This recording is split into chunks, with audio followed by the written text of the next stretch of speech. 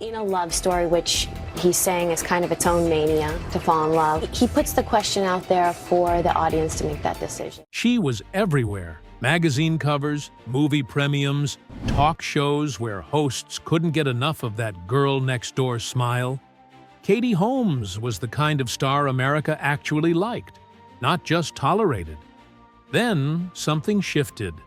No public meltdown, no career-ending scandal that stuck. She just faded from the A-list like she'd never belonged there in the first place. And here's what Hollywood won't admit. They didn't forget about Katie Holmes. They made a choice to let her go. The reason has nothing to do with talent or box office numbers or any of the usual excuses. It's darker than that, more calculated, and it reveals exactly how the industry treats women who dare to choose themselves over the machine. The Golden Girl. Toledo, Ohio, 1978. Katie Holmes entered the world as the youngest of 5 children in a Catholic household where grades mattered and church wasn't optional. Her father was an attorney, her mother a homemaker who ran the family like a benevolent but firm general. This wasn't Hollywood, this was Middle America, where success meant college and a respectable career, not chasing fame in Los Angeles. But Katie had other plans. In high school, she wasn't just good at theater, she was obsessed. While other students treated drama club like a fun extracurricular, Katie studied it like pre-law. Method acting books, classic films, voice exercises in her bedroom. Her parents watched this quiet intensity and probably wondered where it came from. 1997 changed everything. She was performing in her high school's production of Damn Yankees when her agent called about an audition for a new teen drama.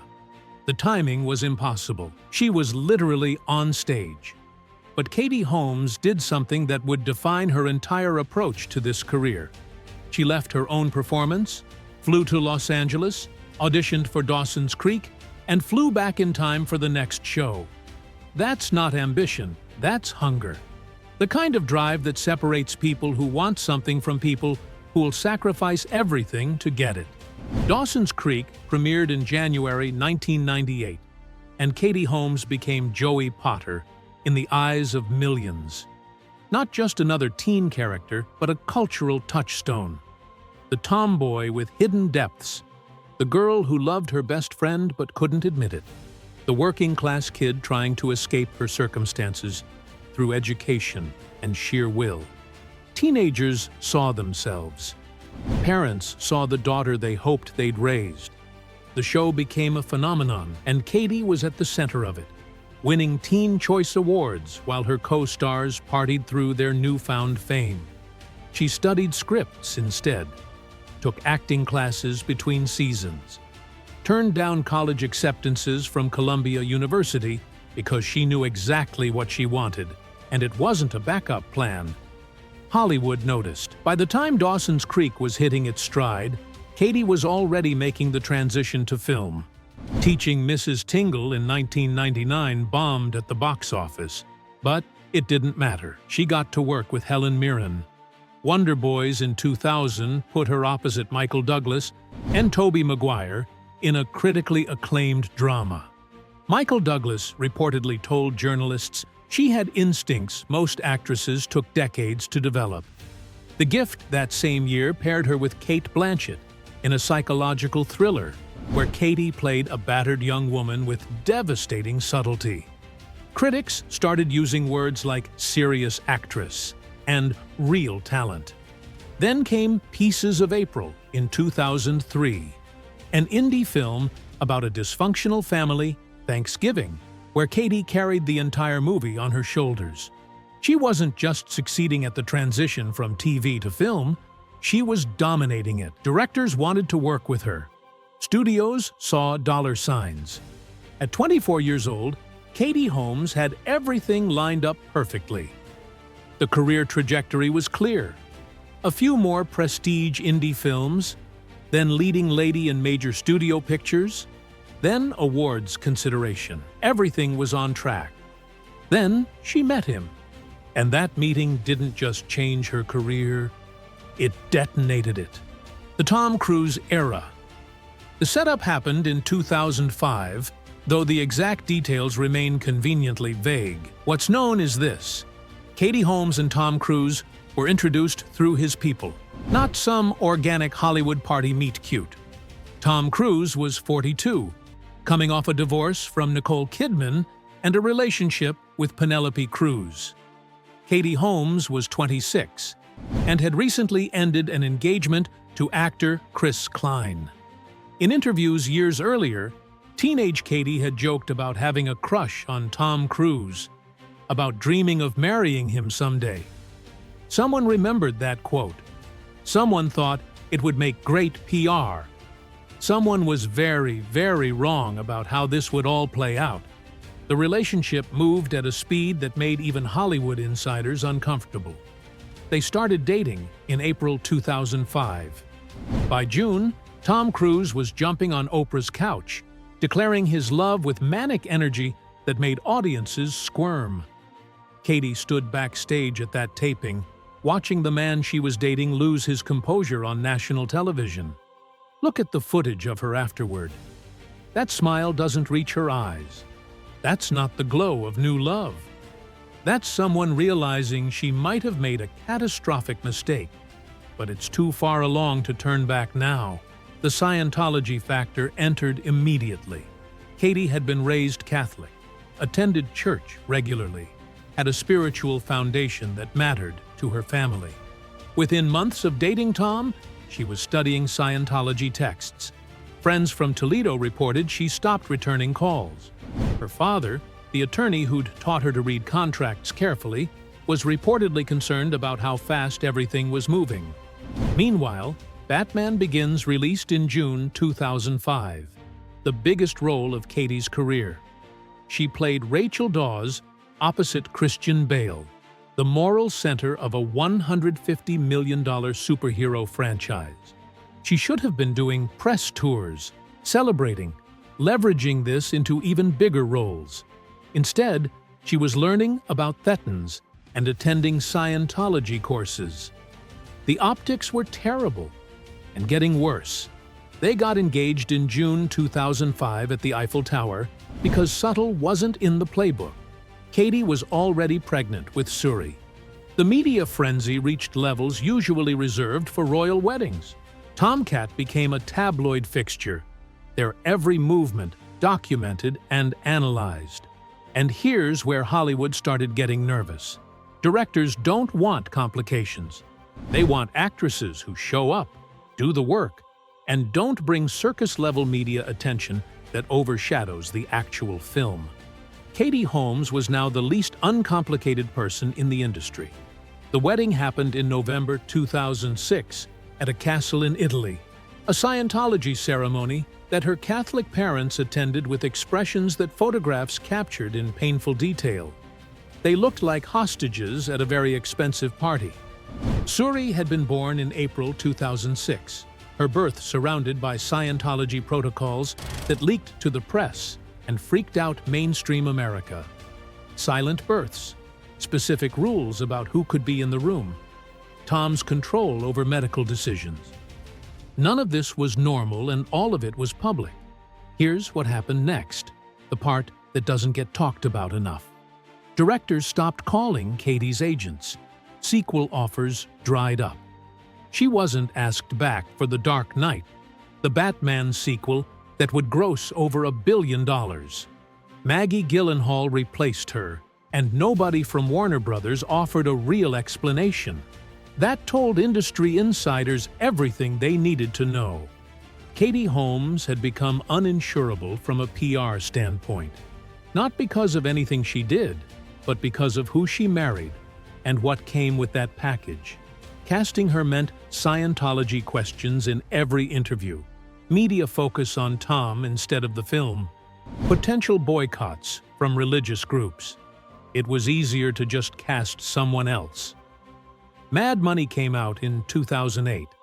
Katie starred alongside Diane Keaton and Queen Latifah in a heist comedy that should have been a slam dunk. It made $27 million against a $22 million budget. barely profitable, quickly forgotten. The roles kept getting smaller. The budgets kept shrinking.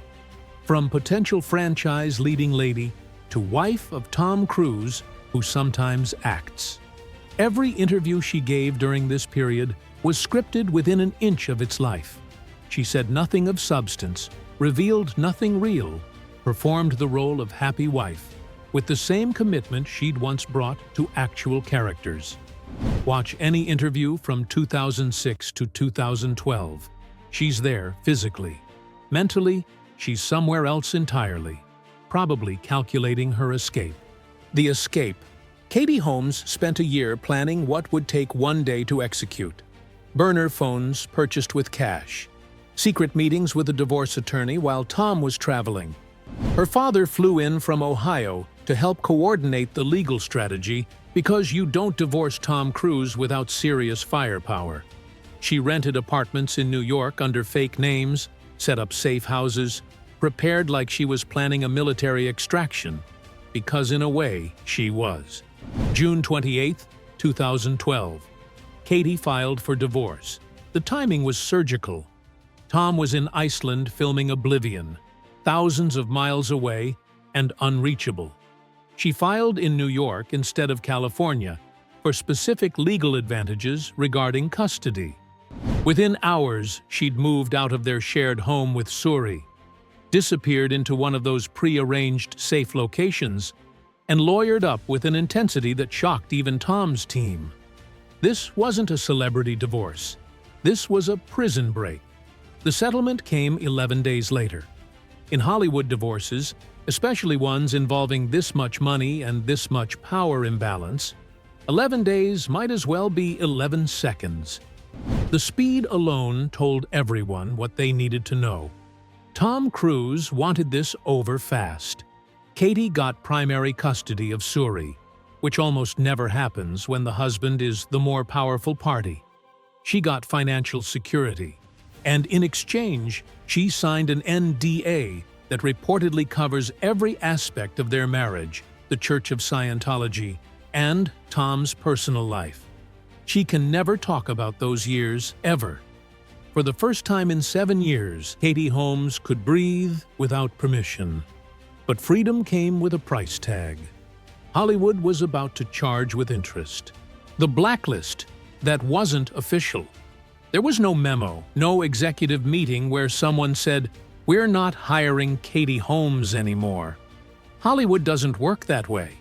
The blacklist was quieter, more insidious. Phone calls to her agents that didn't get returned. Auditions that got postponed indefinitely. Roles she was perfect for that somehow went to actresses with a fraction of her experience or talent. This is how the industry punishes women in 2024. Not with announcements, but with silence. Specific examples matter here. Katie auditioned for parts in prestige TV dramas that were made for her skill set. Complex women with damaged pasts, mothers protecting children, characters requiring exactly the kind of emotional depth she'd demonstrated in Pieces of April. Those roles went elsewhere. Anonymous producers leaked to industry trades that she was difficult to work with, which is Hollywood code for has opinions, or won't do what we tell her. Katie Holmes was never late to set, never unprofessional, never the problem. Her problem was that she'd stopped being the sweet, compliant Joey Potter who took direction without question. She had boundaries now. She protected her daughter fiercely. She wouldn't play the PR game of fake relationships and manufactured drama. In Hollywood's calculation, that made her unemployable. The age factor accelerated everything. Katie entered her 30s right as the divorce finalized. Hollywood has a brutally narrow window for women. You're the ingenue until about 28. Then you've got maybe 5 years as the leading lady. Then you're the mother, or the mentor, or the villain. The comparison to her peers makes it worse. Michelle Williams, another Dawson's Creek alum, racked up Oscar nominations for Blue Valentine, My Week with Marilyn, Manchester by the Sea. She had the freedom to choose risky indie films because she didn't have a daughter to support alone, and an NDA preventing her from explaining why her career had derailed. Jennifer Aniston turned Friends into a permanent revenue stream and a production company that gave her power. Reese Witherspoon built a media empire. Katie had the talent. She'd proven it repeatedly, but she'd spent her crucial career-building years trapped in a marriage that Hollywood now held against her. Not because of anything she did wrong, but because she'd made the industry uncomfortable, and then had the audacity to choose her daughter over their comfort. The reinvention. So, Katie Holmes did what Hollywood never expected. She stopped asking for permission. Motherhood became the priority without apology. Suri wasn't raised by nannies in some Beverly Hills compound. They lived in New York, rode the subway, got pizza at neighborhood places, went to parks like normal people. Paparazzi documented it endlessly, but Katie never performed for the cameras. She was just present for her daughter, in a way that Hollywood mothers are typically shamed for even attempting. The woman who could have had an army of staff raising her child chose to actually raise her child. Revolutionary. Broadway welcomed her back. Dead Accounts in 2012. The Crucible in 2016 with Ben Whishaw and Sophie Okonedo. Theater doesn't care about your tabloid history. It cares if you can deliver 8 shows a week and fill seats. Katie could. Critics praised her return to stage work, noting the depth and commitment she brought to roles that let her actually act instead of just looking concerned in the background. The theater community gave her the respect Hollywood had withdrawn. She remembered why she'd started this whole journey back in Toledo, not for fame or magazine covers, for the craft. Then, she went behind the camera. All We Had premiered in 2016. Katie's directorial debut about a mother and daughter struggling with poverty. The budget was tiny, the release limited, but the statement was enormous. Hollywood wouldn't give her roles, so she created her own. The film got mixed reviews, but earned respect for the attempt. She wasn't waiting for permission anymore. She was building a different kind of career, one where she owned the creative vision instead of serving someone else's. The projects stayed small but personal. The Secret in 2020, a romantic drama she produced.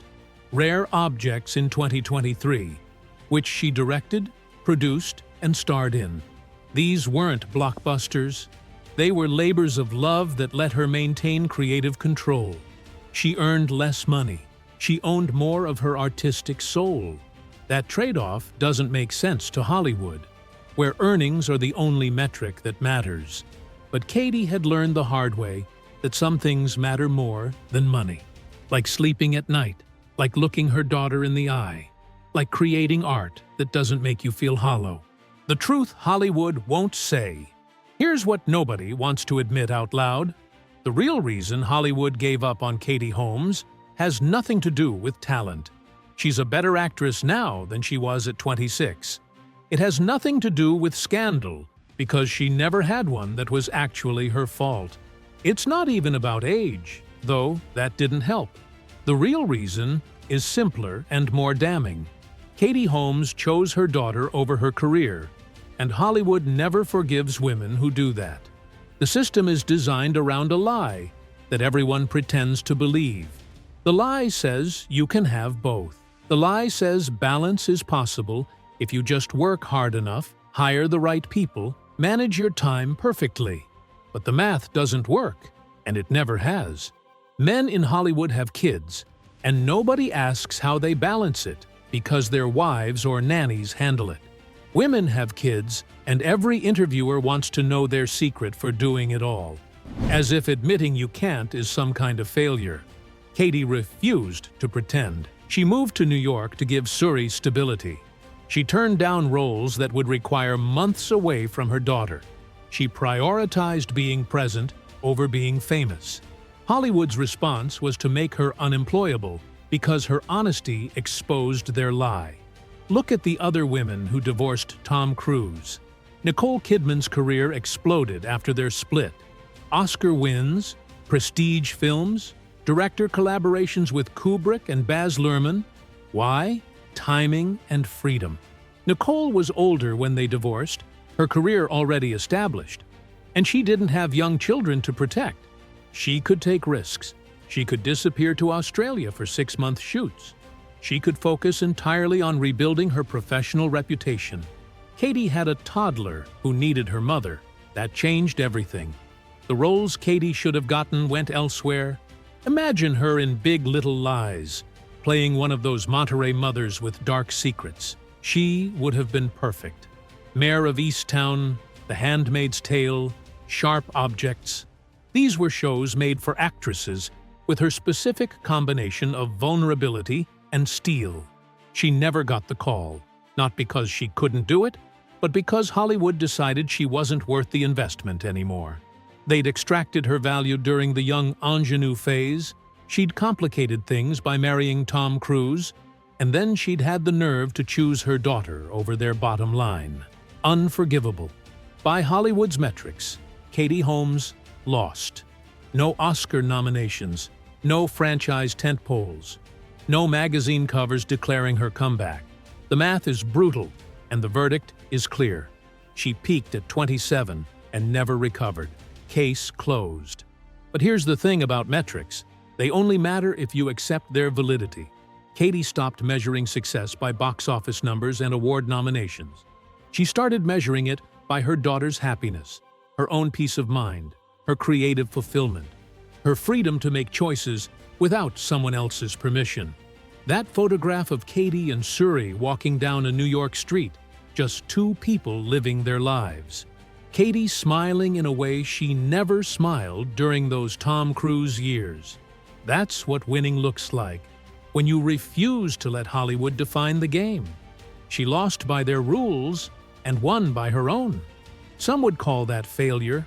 Others call it the bravest thing an actress can do in an industry designed to break women who won't comply.